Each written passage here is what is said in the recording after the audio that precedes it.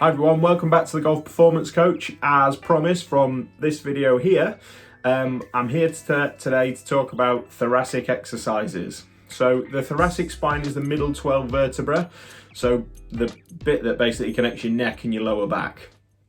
Now low back pain is very, very common in golfers. We know 30% of amateurs and 25% of tour pros have persistent or consistent back pain after playing golf. And one of the biggest things that I've seen in over a decade of being a physiotherapist is that the thoracic spine being very stiff is a reason why people then overload their back and then get back pain.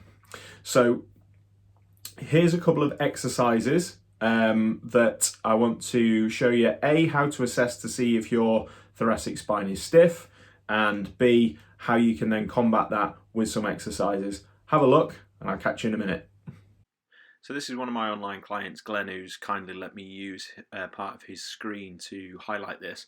So what I'm asking him to do here is to stand in 7-iron posture and keep his legs still and his hips still and rotate his shoulders on top of that. Now, as you can see from there, his shoulders follow his legs. He really struggles to keep his legs still and allow his shoulders to rotate.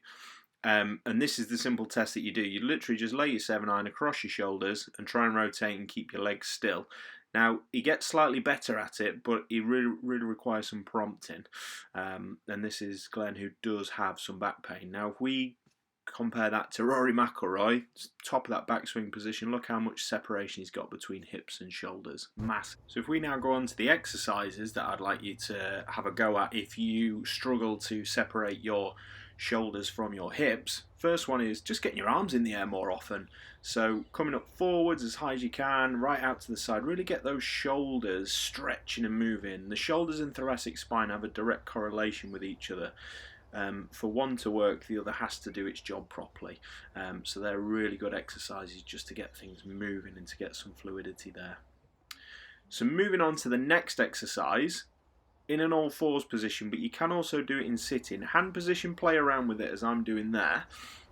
And you want to take one arm and thread it through the gap. Okay, so you just lift it up and thread it through the gap. Now this exercise is called thread the needle. And as you can see, my hips stay where they are and I really get that nice shoulder turn that we see in Rory McIlroy's top of the backswing position, and that Glenn was struggling with a little bit. So as you can see from there, really trying to keep those hips square and rotate through.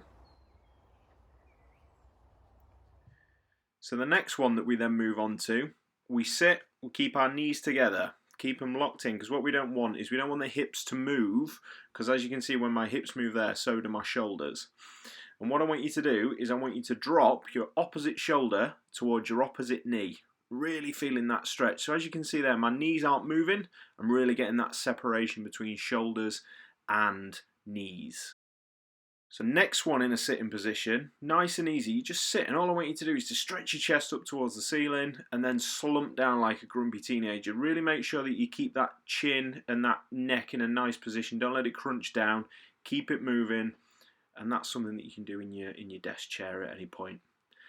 Last thing, how many of us swing backhanded or left-handed if we're right-handed? Okay, so golf is a one-way sport. I want you to practice swinging the other way. It's good for speed generation, but it's also good to get the body moving in both directions, which can really help with that thoracic spine. So as we see there, it's quite easy to identify if we've got some restriction within that thoracic spine, and it's also something that, as I said before, is really important, not only for back pain but for power generation, because let's face it, we don't want to hit the ball further. So with those exercises, I always recommend doing them little and often. So for this part of the spine, because it's naturally quite a stable area and quite a stiff area, getting it moving regularly is really important. So it's a little bit like a rusty garden gate.